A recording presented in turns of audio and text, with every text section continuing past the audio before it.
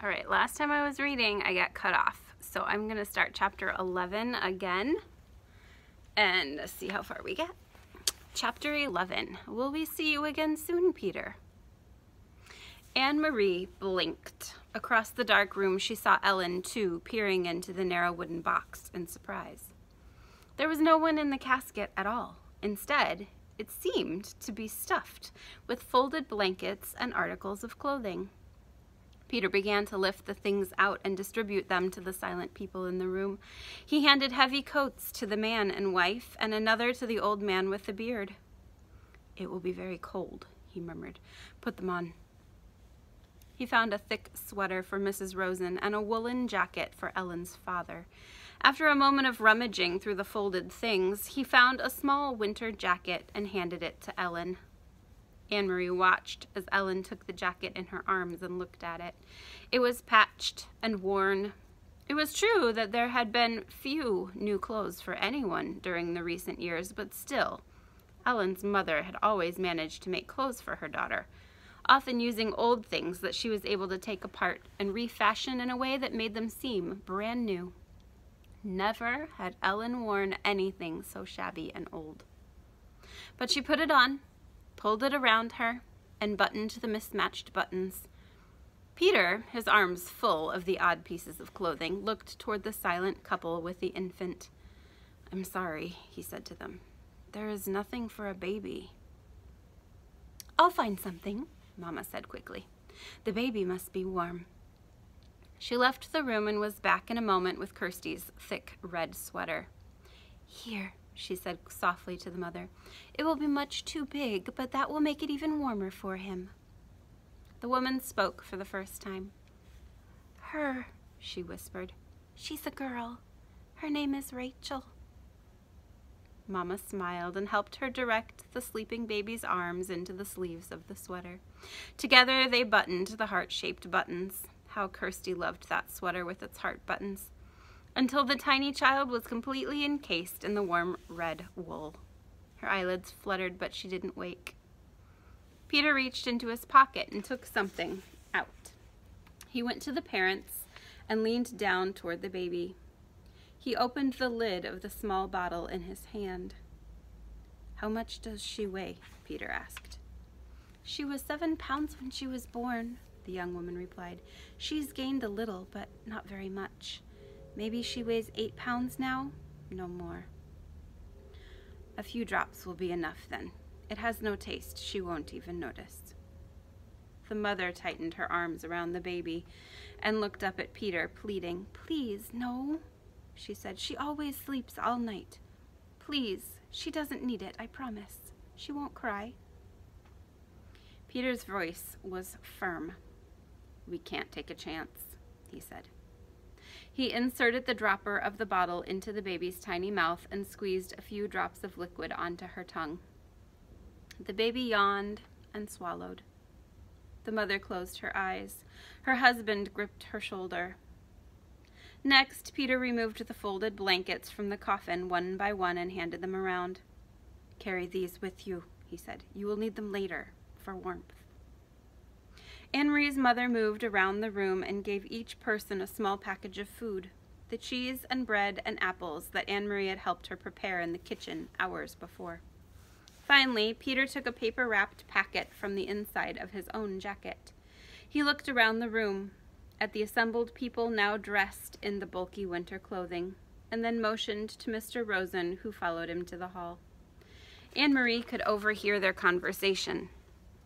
"Mr. Rosen," Peter said, "I must get this to Henrik, but I might not see him.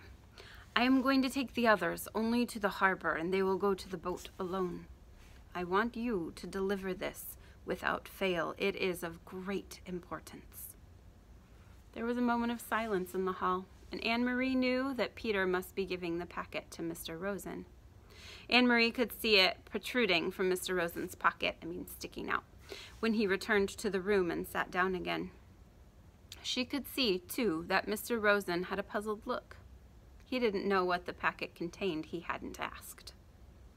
It was one more time, Anne-Marie realized, when they protected one another by not telling. If Mr. Rosen knew, he might be frightened. If Mr. Rosen knew, he might be in danger. So he hadn't asked, and Peter hadn't explained. "Now," Peter said, looking at his watch, "I will lead the first group. You and you and you." He gestured to the old man and to the young people with their baby. "Inga," he said. Anne-Marie realized that it was the first time she had heard Peter Nielsen call her mother by her first name. Before, it had always been Mrs. Johansson. Or, in the old days, during the merriment and excitement of his engagement to Lise, it had been occasionally Mama. Now it was Inga. It was as if he had moved beyond his own youth and taken his place in the world of adults. Her mother nodded and waited for his instructions. "You wait 20 minutes and then bring the Rosens. Don't come sooner. We must be separate on the path, so there is less chance of being seen." Mrs. Johansson nodded again. "Come directly back to the house after you have seen the Rosens safely to Heinrich. Stay in the shadows and on the back path. You know that, of course. By the time you get the Rosens to the boat," Peter went on, "I will be gone. As soon as I deliver my group, I must move on. There is other work to be done tonight." He turned to Anne-Marie. "So, I will say goodbye to you now." Anne-Marie went to him and gave him a hug. "But we will see you again soon?" she asked. "I hope so," Peter said, "very soon. Don't grow much more, or you will be taller than I am, little long legs." Anne-Marie smiled. But Peter's comment was no longer the light-hearted fun of the past. It was only a brief grasp at something that had gone. Peter kissed Mama wordlessly. Then he wished the Rosens Godspeed, and he led the others through the door. Mama, Anne-Marie, and the Rosens sat in silence. There was a slight commotion outside the door, and Mama went quickly to look out. In a moment, she was back. "It's all right," she said in response to their looks. "The old man stumbled, but Peter helped him up. He didn't seem to be hurt. Maybe just his pride," she added, smiling a bit. It was an odd word, pride. Anne-Marie looked at the Rosens, sitting there, wearing the misshapen, ill-fitting clothing, holding ragged blankets folded in their arms, their faces drawn and tired. She remembered the earlier, happier times. Mrs. Rosen, her hair neatly combed and covered, lighting the Sabbath candles, saying the ancient prayer, and Mr. Rosen, sitting in the big chair in their living room, studying his thick books, correcting papers, adjusting his glasses, looking up now and then to complain good-naturedly about the lack of decent light. She remembered Ellen in the school play, moving confidently across the stage, her gestures sure, her voice clear. All of those things, those sources of pride, the candlesticks, the books, the daydreams of theater, had been left behind in Copenhagen. They had nothing with them now. There was only the clothing of unknown people for warmth, the food from Henrik's farm for survival, and the dark path ahead, through the woods, to freedom. Anne-Marie realized, though she'd not really been told, that Uncle Heinrich was going to take them, in his boat, across the sea to Sweden. She knew how frightened Mrs. Rosen was of the sea, its width, its depth, its cold. She knew how frightened Ellen was of the soldiers, with their guns and boots, who were certainly looking for them. And she knew how frightened they all must be of the future. But their shoulders were as straight as they had been in the past, in the classroom, on the stage, at the Sabbath table. So there were other sources, too, of pride, and they had not left everything behind. 12. Where was Mama? Mr. Rosen tripped on the loose step outside the kitchen door. His wife grasped his arm and he regained his balance. "It's very dark," Mama whispered as they stood in the yard with their blankets and bundles of food gathered in their arms. "And we can't use any kind of light. I'll go first. I know the way very well. And you follow me. Try not to stumble over the tree roots and the path. Feel carefully with your feet. The path is uneven. And be very, very quiet," she added unnecessarily. The night was quiet, too. A slight breeze moved in the tops of the trees, and from across the meadow came the sound of the sea's movement, which was a constant sound here and had always been. But no birds called or cried here now in the night. The cow slept silently in the barn, the kitten upstairs in Kirsty's arms. There were stars here and there, dotting the sky along the thin clouds, but no moon. Anne-Marie shivered, standing at the foot of the steps. "Come," Mama murmured, and she moved away from the house. One by one, the Rosens turned and hugged Anne-Marie silently. Ellen came to her last. The two girls held each other. "I'll come back someday," Ellen whispered fiercely. "I promise." "I know you will," Anne-Marie whispered back, holding her friend tightly. Then they were gone. Mama and the Rosens. Anne-Marie was alone. She went into the house, crying suddenly, and closed the door against the night. The lid of the casket was closed again. Now the room was empty. There was no sign of the people who had sat there for those hours. Anne-Marie wiped her eyes with the back of her hand. She opened the dark curtains and the windows. She curled once more in the rocker, trying to relax. She traced their route in her mind. She knew the old path, too, not as well as her mother, who had followed it almost every day of her childhood, with her dog scampering behind. But Anne-Marie had often walked to town and back that way, and she remembered the turns, the twisted trees whose gnarled roots pushed the earth now and then into knotted clumps, and the thick bushes that often flowered in early summer. She walked with them in her mind, feeling the way through the darkness. It would take them, she thought, half an hour to reach the place where Uncle Heinrich was waiting with his boat. Mama would leave them there, pausing a minute, no more, for a final hug, and then she would turn and come home. It would be faster for Mama alone, with no need to wait as the Rosens, unfamiliar with the path, slowly felt their way along. Mama would hurry, sure-footed now, back to her children. The clock in the hall struck once. It was 2:30 in the morning.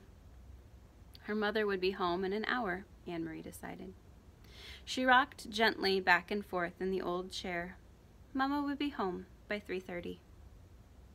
She thought of Papa back in Copenhagen alone. He would be awake too. He would be wishing he could have come, but knowing too that he must come and go as always, to the corner store for the newspaper, to his office when morning came. Now he would be afraid for them and watching the clock, waiting for word that the Rosens were safe. The mama and the girls were here at the farm, starting a new day with the sun shining through the kitchen window and cream on their oatmeal. It was harder for the ones who were waiting, Anne-Marie knew. Less danger, perhaps, but more fear. She yawned and her head nodded. She fell asleep. And it was a sleep as thin as the night clouds, dotted with dreams that came and went like stars. Light woke her, but it was not really morning, not yet. It was only the first hint of a slightly lightening sky, a pale gleam at the edge of the meadow, a sign that far away somewhere to the east where Sweden still slept, morning would be coming soon. Dawn would creep across the Swedish farmland and coast, and then it would wash little Denmark with light and move across the North Sea to wake Norway. Anne-Marie blinked in confusion, sitting up, remembering after a moment where she was and why. But it was not right. The pale light at the horizon, it should be dark still. It should still be night. She stood stiffly, stretching her legs, and went to the hall to look at the old clock. It was past 4 o'clock. Where was Mama? Perhaps she'd come home and not wanted to wake Anne-Marie and had gone to bed herself. Surely that was it. Mama must have been exhausted. She had been up all night, had made the dangerous journey to the boat, and returned through the dark woods, wanting only to sleep. Quickly, Anne-Marie went up the narrow staircase. The door to the bedroom where she had slept with Ellen was open. The 2 small beds were neatly made, covered with the old quilts, and empty. Beside it, Uncle Heinrich's door was open too, and his bed, too, was unused and empty. Despite her worry, Anne-Marie smiled slightly when she saw some of Heinrich's clothes crumpled in a chair and a pair of shoes caked with the barnyard dirt lying on the floor. He needs a wife, she said to herself, imitating Mama. And we're going to stop there for today, and I will pick it up later.